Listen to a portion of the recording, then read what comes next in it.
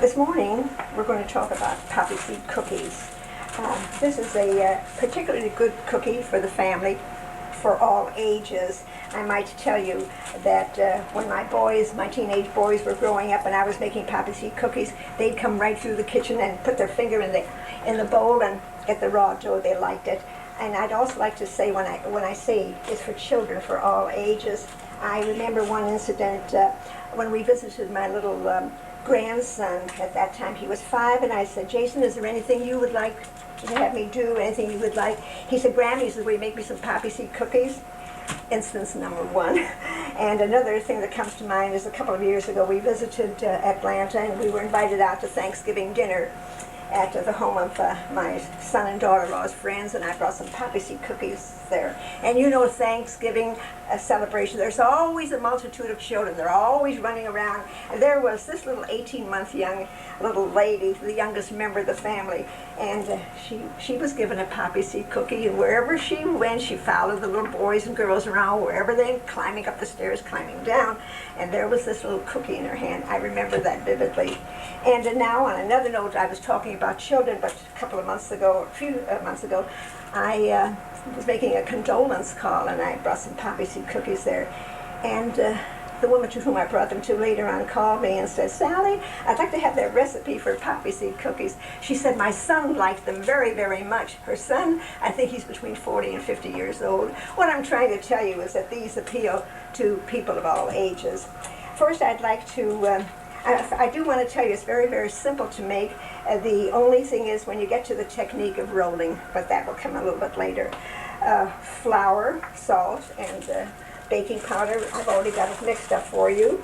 Eggs, margarine or butter if you want margarine, and extract. For flavor, I use vanilla extract, and I also use rum. If there's any other extract that you prefer, you want to make a substitution, fine. And I think basically that takes care, and sugar, and that basically takes care of the ingredients. And I have the poppy seed already measured out here. And now as to the utensils that you will need: Mixmaster, sifter, this is already sifted. I have I have scoops in case you want to measure off a scoop out of the containers, the flour and the sugar. Here's cups to measure the sugar and the flour, and a tablespoon that I use to measure off the poppy seed, although I've been making them for so long that I just take the little bottle and pour it in my hand. It looks like enough, and I put it in, but it's about a tablespoon and a half. And then the small spoons, a teaspoon, when you go to measure the vanilla. I think that's 2 teaspoons. So far as the rum extract is concerned, I do not measure it. I just hold the bottle and hold it over the bowl, and I watch, not any more than a couple of drops. I'm sure basically it's really not more than about 1/4 teaspoon. And I believe pretty much that takes, a rolling pin when I roll later, and I'll get the breadboard out of the rolling board. I'll get that later.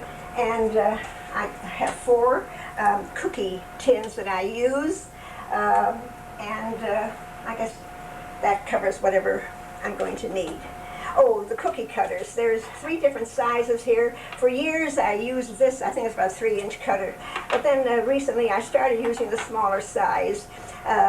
They come out nice size, and this little one is particularly good because if you're packing cookies to send to your children away at college, or maybe a sister or brother in another part of the state or the country, and the little cutter is good if you have some small spaces to fit in the box. So I think that takes care of everything that you will need. And I say it's quite simple. Now we shall begin. The first step is beating the margarine and the sugar. Oh, by the way, I should have mentioned, that's 3/4 of a stick of margarine, and sugar is 1.5 cups. I have to measure that out now, just a moment. Margarine, sugar, 1.5 cups, okay. I do measure and I do level off.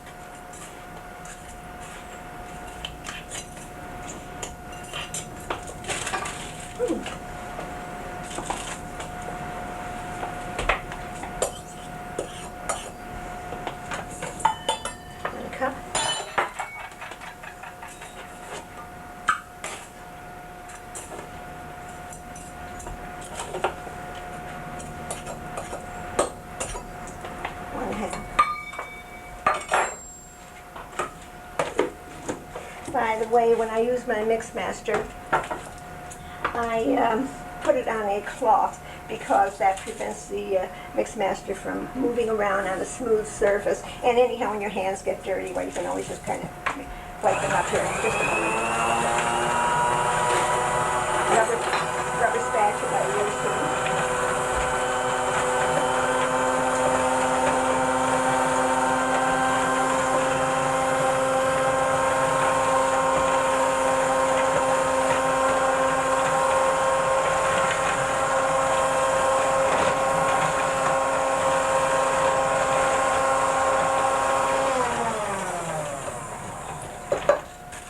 Two eggs.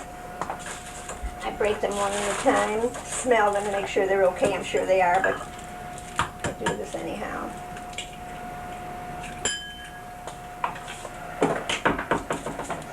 Good.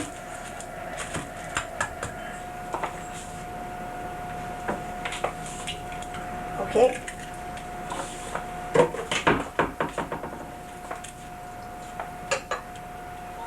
I add them one at a time.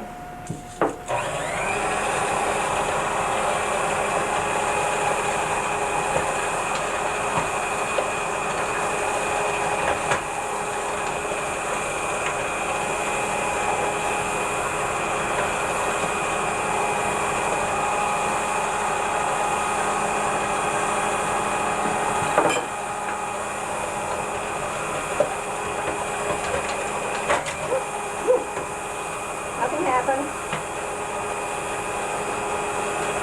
You have to keep your eye on what you're doing.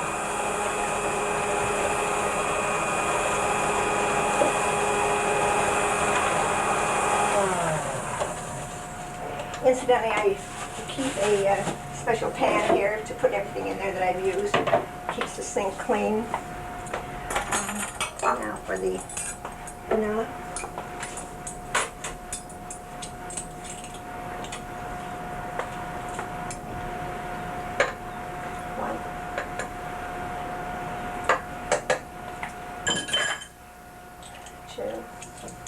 And as I said on the rum extract, we've already used the baking powder. We've got it mixed in over here.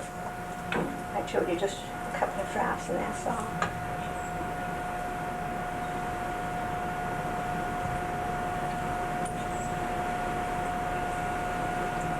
Slowly up, that's enough. Okay.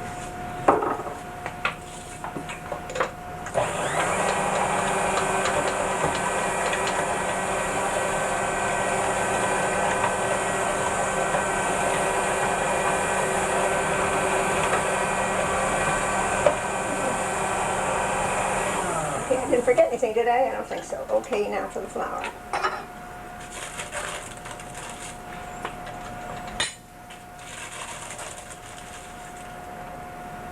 Oh, by the way, I should have mentioned, I'm slipping, there's 3 cups of flour and 3 teaspoons of baking powder and a pinch of salt. We're also self-conscious of, conscious rather, of salt these days, so I just put a pinch, put the salt in my hand and look at it and then take some little salt grains off, then put the balance in with the flour.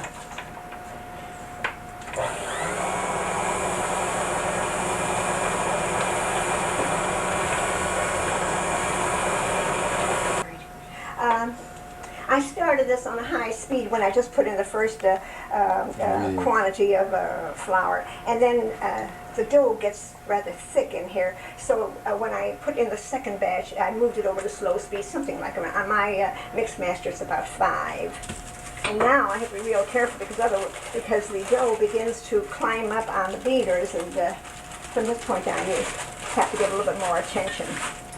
Just a moment. I think I have this on 5. No, I have that. It's on cookies. It's on number 2.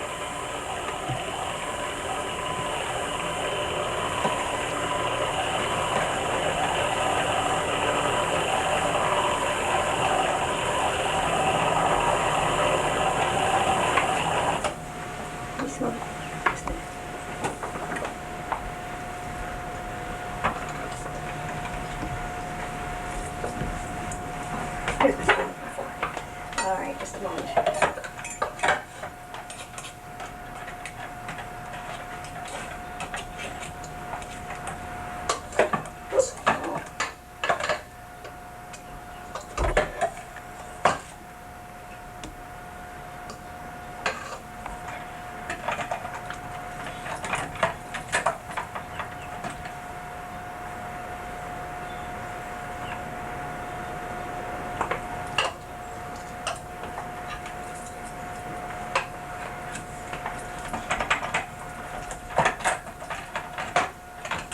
just to put the dough in, and I'm going to put it in the freezer for just a little while so that it gets chilled, because if you attempt to roll it now, it's just too sticky. So here, right now, you just see blobs of dough, but by the time I get through putting it in here, it's going to be one nice round ball. I hope everything I tell you now, I hope it really comes out the way I do it when I'm doing it.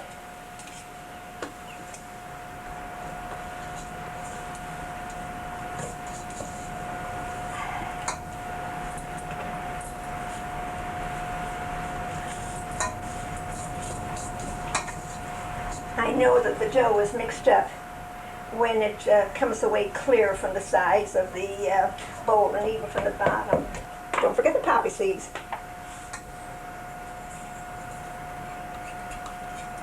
Okay.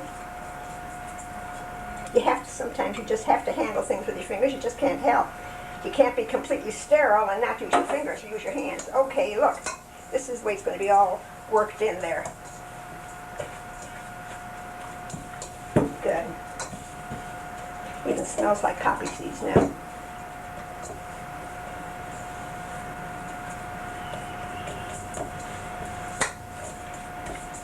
And as I work in here, the poppy seeds are all being absorbed by the dough. The bowl is completely free. Ready? Okay.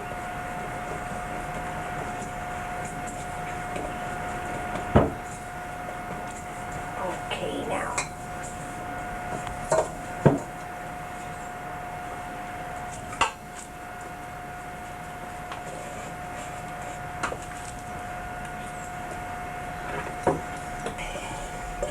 I use a rubber spatula, by the way, even when I'm mixing, as you saw before, because it eliminates any possibility of the blades getting caught in the beaters. Safety measure. Okay. Now.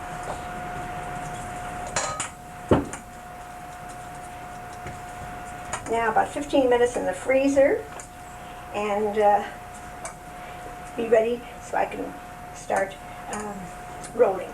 Start rolling. Is that a euphemism or what? We're ready to roll.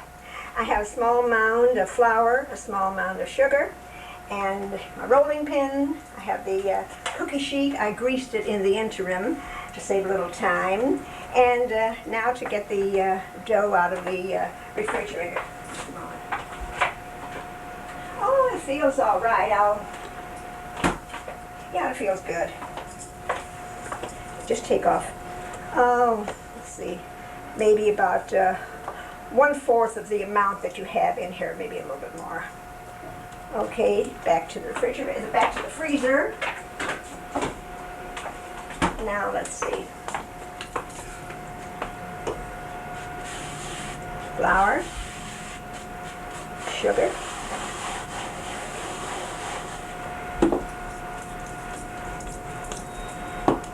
the dough, and I roll the dough under the wax paper.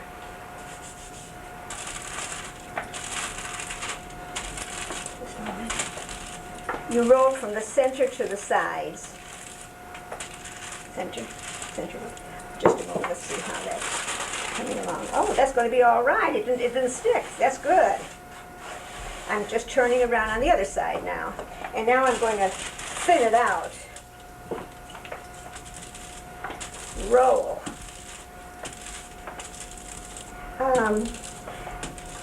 I would say that I roll this out until it's about, let me say 1/8 of an inch thick. If it's a little bit more, it's okay. If it's a little bit less, it's okay.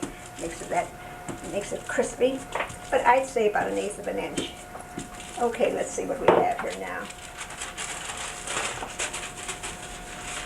This is the 2-inch cutter. Oh, great, if I have to say so. Just a moment. You have to work fast now. This is not thrown away. That goes on with the next batch of dough that comes out of the freezer. Oh, great. Oh, I know what I wanted to do. Hold everything. Hold everything. I'm going to get this oven going. I'm going to set the oven at 325 degrees Fahrenheit. I want to tell you, all ovens are not the same. And I bake it for about 15 minutes. If it doesn't come out, if it's not through in about 15 minutes, you can raise the oven perhaps up to 350, but start it out with 325. And if they burn, they're great. I'll tell you a story about burned poppy seed cookies in a little while. Oh, this is coming fine. On this size, the 2-inch cutter, you get about I think 15 on the on each tray. You work with 4 trays, so you get about 60. So that's a pretty good batch of cookies. Let's see how I make on this. 369.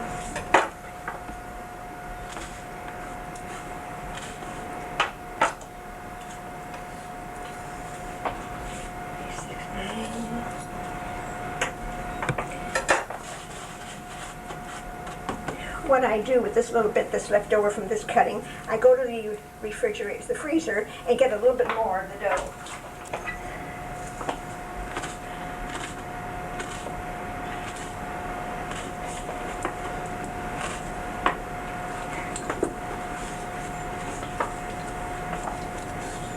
What is this, just a little knife to scoop it up with? Oh yes, this is a special knife that I have. It's made to order for me, by the way. A number of years ago, I had a very, very long spatula, about, oh, I know so long. It was absolutely useless, and my husband cut it down for me. It's just the right size, so I think this is a made-to-order spatula for yours truly for poppy seed cookies. I use them to get other cookies out of the off the cookie sheet. It is a special spatula, and it's one of my good tools. Okay.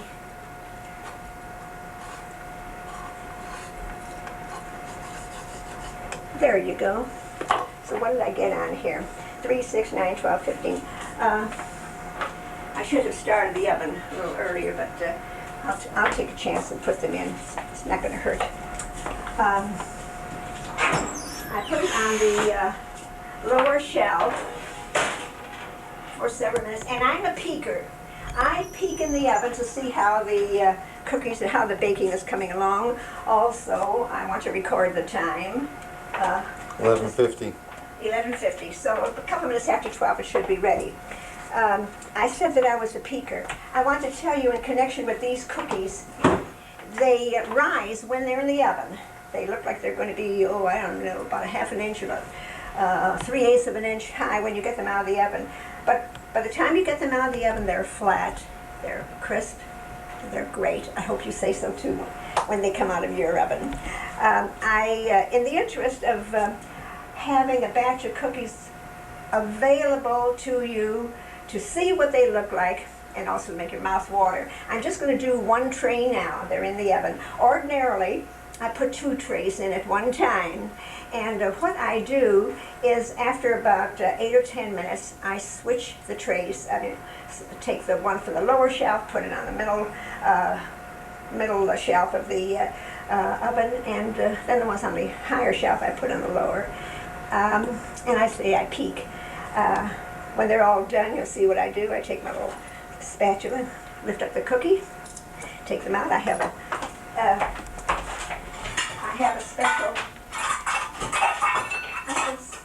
special plate that I put them in when I get them out of the oven. And then after that, after they're cooled, oh, I must have told you one thing more. After they're cooled, then I divide them up. The burned from the not so burned. I have a tendency to burn them once in a while. Not that you have to discard them, but they're a little bit brown, and because I want things to come out of the oven that are good, so I take the burned ones out and I set them aside, thinking I might eat them and my family won't eat them. But I'm all wrong on that. The family will. And that reminds me that a couple of years ago, we went to Atlanta. It was just last year. I speak about my family in Atlanta, but my family is part here and part in Atlanta. My little grandson was leaving that weekend for a soccer tournament. I had baked some cookies on Friday and put them out. Some of them were burned, so I put them in a special saucer, a special plate rather, and the others another plate. And I didn't know when Jason was leaving to go on this soccer trip. And when I got up the next morning, he had already gone. And oh, by the way, the cookies that were burned, I had on one side. Well, the cookies that were burned, he had taken them with him. I thought, oh my goodness, Jason's with his little boyfriends, and he's going to have cookies that aren't going to be edible. So when he came back from his trip, I said, Jason, you took the batch of burned cookies. He said, well, that's all right. He said, we ate them all up. That's okay. So don't worry if some of them get a little bit brown. They're not burned, they're just a little bit brown. I just raised the oven. These, they've dropped. They're getting down at the bottom surface. It's a little bit brown. All right, I'll put this other one in too.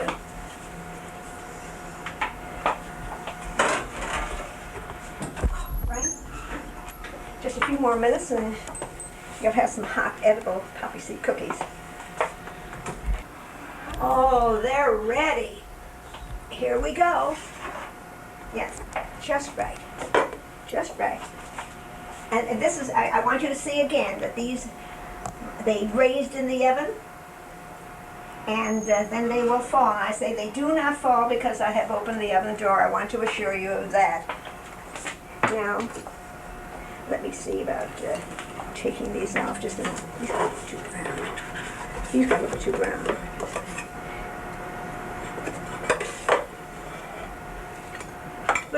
Just a little bit too brown. This is just right, I know, just right. Just right. All right. They come out very nicely out of the pan.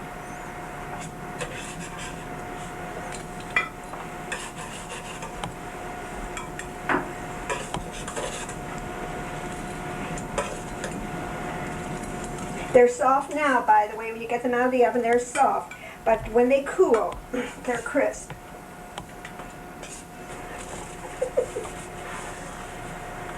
We better test these.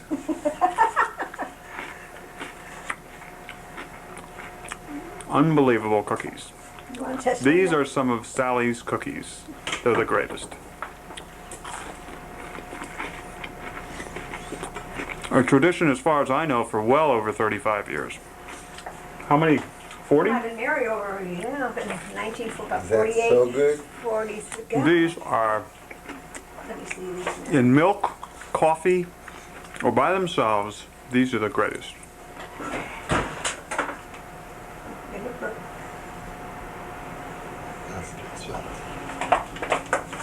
You got that.